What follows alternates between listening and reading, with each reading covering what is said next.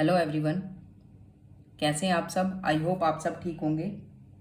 आज हम लोग स्टार्ट करने वाले हैं class 12 chapter 4 determinant exercise 4.3 area of triangle. Earlier classes में हम एरिया ऑफ ट्राइंगल कैसे फाइंड आउट करते थे, जब हम लोग मतलब 7th 8th स्टैंडर्ड में थे, तो एरिया ऑफ ट्राइंगल का फॉर्मूला हमारे पास क्या होता था।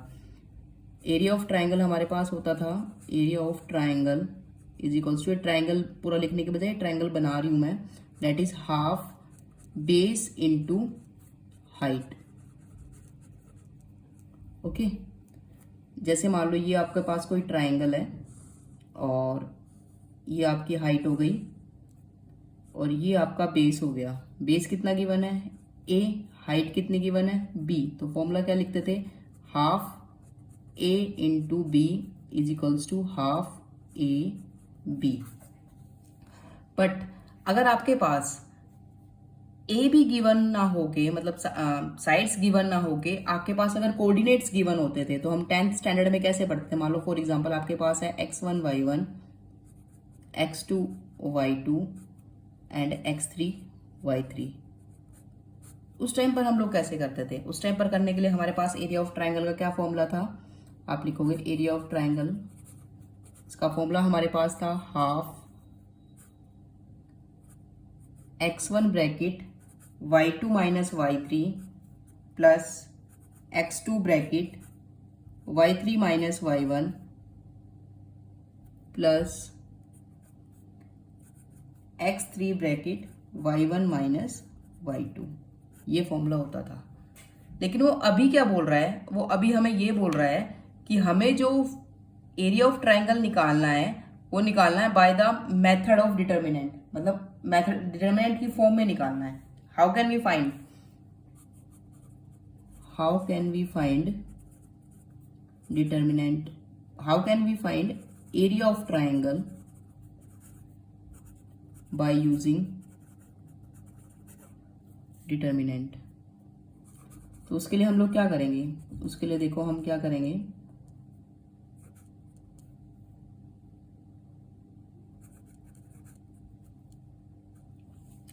हम लोग क्या करेंगे, एरिया ऑफ ट्राइंगल के लिए हाफ लिखेंगे बाहर, डिटर्मिनेंट बनाएंगे। यहाँ हम लिखेंगे x1 y1 फर्स्ट कोऑर्डिनेट लिखा, फिर हमने लिखा सेकंड कोऑर्डिनेट x2 y2, फिर हमने लिखा थर्ड कोऑर्डिनेट x3 y3। लेकिन आपको पता है डिटर्मिनेंट तो सिर्फ कैसे मैट्रिक्स का निकल सकता है, डिटर्मिनेंट तो सिर्फ स्क्वायर मैट्रिक्स का निकल सकता है। तो ये वाला कोऑर्डिनेट हमारे पास नहीं है, मतलब थर्ड वन जो कोऑर्डिनेट है वो नहीं है, तो उसको हम क्या कंसिडर कर लेंगे 1 1 1। अब इसको हम नॉर्मल एक्सपेंड कर देंगे। नॉर्मल एक्सपेंड करेंगे तो हमारे पास सेम वैल्यू आ जाएगी। देखो मैं आपको एक्सपेंड करके दिखा देती हूँ। नॉर्मल एक्सपेंड करने पे हमारे पास क्या आएगा, नॉर्मल एक्सपेंड करने पे हमारे पास आएगा हाफ बाहर ब्रैकेट। हम क्या कर रहे हैं, हम इसको आप यहाँ लिख लो पहले, एक्सपेंडिंग अलोंग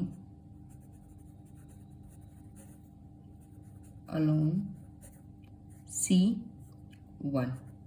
हमने इसको C1 के अलोंग एक्सपेंड कर दिया, तो हमारे पास क्या बचेगा, हमारे पास बचेगा, आपने x1 लिखा बाहर, इसके सामने रो एंड कॉलम ड्रॉप किए तो क्या आएगा y2 minus y3 bracket y2 minus y3 plus, फिर हम क्या करेंगे, ये लिखेंगे x2, ठीक है। लेकिन x2 कौन सा कोऑर्डिनेट होता है, सेकंड कोऑर्डिनेट होता है, तो इसलिए यहाँ प्लस ना आके क्या आएगा माइनस, तो इसलिए इनटू में क्या लिख रही हूँ -1। इसके सामने रो एंड कॉलम ड्रॉप करेंगे तो आपके पास क्या बचेगा y1 माइनस y3, आपने लिखा x2 बाहर, y1 माइनस y3 प्लस, अब बाहर हम क्या लिखेंगे, बाहर लिखेंगे हम x3 ब्रैकेट, इसके सामने रो और कॉलम ड्रॉप किया तो क्या बचेगा, फिर बचेगा y1 माइनस y2, आपने क्लोज किया। अब जो ये -1 था, इस वाले माइनस को हम क्या करेंगे, अंदर शिफ्ट कर देंगे, बिकॉज हमें पता है कि जब हम फर्स्ट कॉलम के थ्रू एक्सपेंड करते हैं तो सेकंड एलिमेंट हमारा नेगेटिव होता है, तो इसको नेगेटिव को हम क्या करेंगे, अंदर शिफ्ट कर देंगे। अंदर शिफ्ट करने पे हमारे पास क्या बचेगा, half x1 bracket y2 minus y3 plus x2 bracket, ये अंदर गया तो y3 नेगेटिव है तो पॉजिटिव हो जाएगा और y1 क्या हो जाएगा, नेगेटिव हो जाएगा। तो हमारे पास फाइनली बचेगा y3 minus y1 plus x3 bracket y1 minus y2। तो अभी हमें दिखाई दे रहा है जो हमारा फॉर्मूला पहले एरिया ऑफ ट्रायंगल का फॉर्मूला पहले था वही सेम फॉर्मूला हमारा अभी भी आ गया है। तो इसीलिए हम इस फॉर्मूले को भी यूज कर सकते हैं। फॉर्मूला इन द सेंस हम डिटर्मिनेंट को भी यूज कर सकते हैं। ठीक है, बिल्कुल सिंपल सा फॉर्मूला है, ये कुछ नहीं है इसमें। अच्छा, कुछ एक बातें हमें ध्यान रखनी पड़ेगी to find the area of triangle. First हमें याद रखना पड़ेगा, as we know area is positive quantity. ठीक है, एरिया कभी भी नेगेटिव नहीं हो सकता। तो एरिया पॉजिटिव क्वांटिटी होता है, तो इसके लिए हम लोग क्या करेंगे कि हम जो भी हमारी डिटर्मिनेंट की वैल्यू आएगी हम उसको एब्सोल्यूट लेंगे। एब्सोल्यूट इन द सेंस कि हम उसको क्या लेंगे, सिर्फ पॉजिटिव वैल्यू लेंगे। We will use positive value of determinant, simple. Second वो क्या कहता है, सेकंड कहता है कि एरिया जो अगर गिवन होता है, अगर एरिया गिवन होगा तो हम डिटर्मिनेंट की दोनों वैल्यू लेंगे, पॉजिटिव भी और नेगेटिव भी। Okay, if area is given, अगर एरिया गिवन है then we will use positive and negative value of determinant in calculation, for calculation।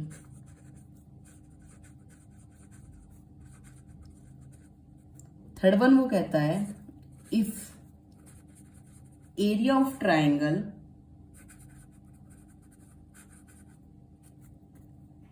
formed by three, area of triangle will be 0।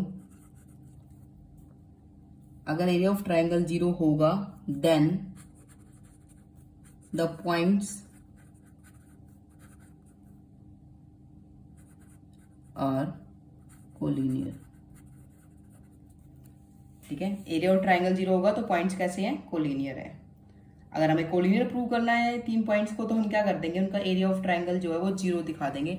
अगर उनका area of triangle 0 आ गया तो इसका मतलब क्या हो जाएगा, इसका मतलब ये हो जाएगा कि वो पॉइंट्स कैसे हैं, कोलिनियर है। Okay, let's take the example number 17।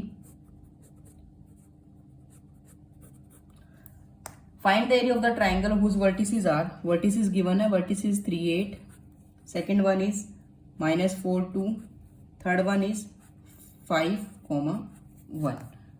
तो सिंपल एरिया ऑफ ट्रायंगल का फॉर्मूला क्या होता है, डिटर्मिनेंट के फॉर्म में कैसे लिखते हैं इसको, डिटर्मिनेंट बनाया, फर्स्ट पॉइंट लिखा, सेकंड लिखा, थर्ड लिखा, और इधर हमने क्या डाल दिया, 1 1 1। यहाँ पे क्या लिख देंगे, एक्सपेंडिंग अलोंग C1 के थ्रू हम इसको एक्सपेंड कर लेंगे, 1/2, 3 ब्रैकेट, सामने रो एंड कॉलम ड्रॉप किया तो 2 - 1 आ जाएगा। बीच में कैसा साइन होता है, नेगेटिव होता है, क्योंकि सेकंड एलिमेंट है तो नेगेटिव आएगा। तो यहाँ पे क्या है, -4, फिर ब्रैकेट अप्लाई करेंगे, सामने रो एंड कॉलम ड्रॉप करेंगे तो 8 1 = 8, 1 1 = 1, 8 - 1 आ जाएगा, +5 ब्रैकेट, सामने रो और कॉलम ड्रॉप करेंगे तो 8 - 2 आ जाएगा, 8 - 2। ओके, इसको सोल्व कर लेते हैं।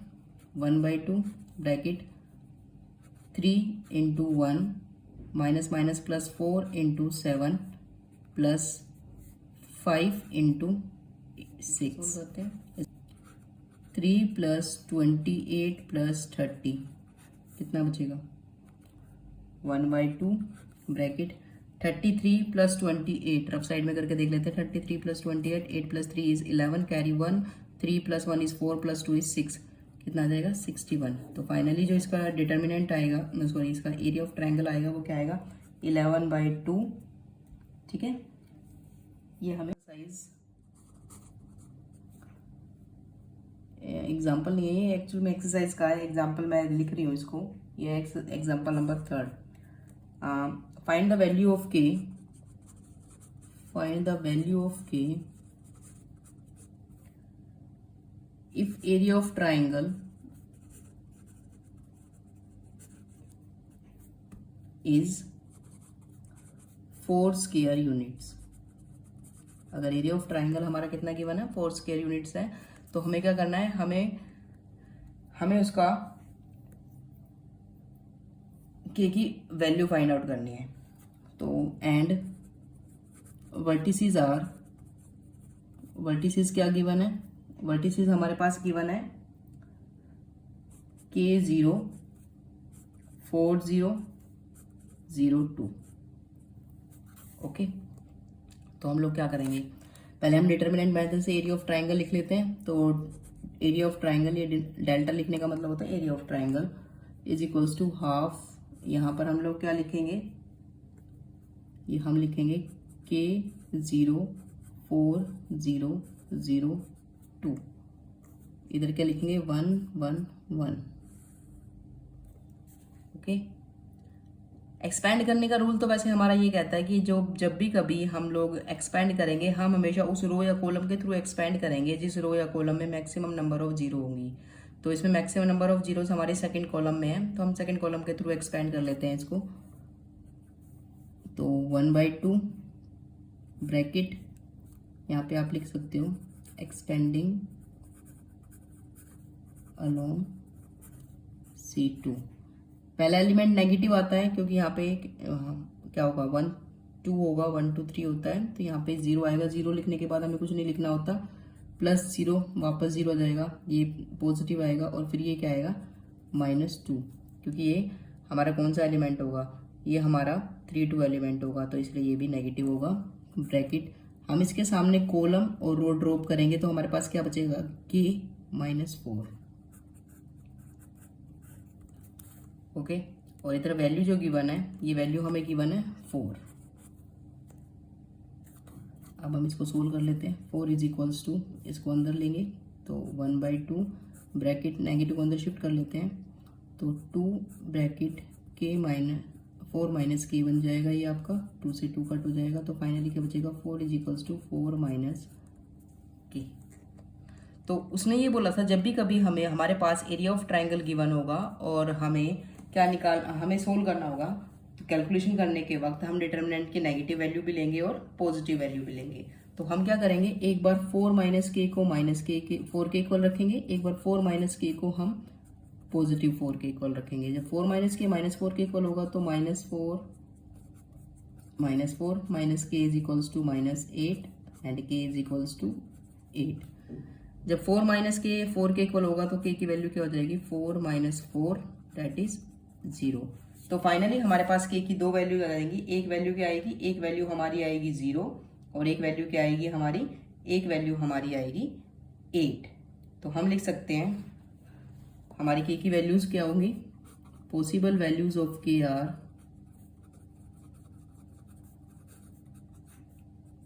जीरो कॉम। मान लो वी नो डैट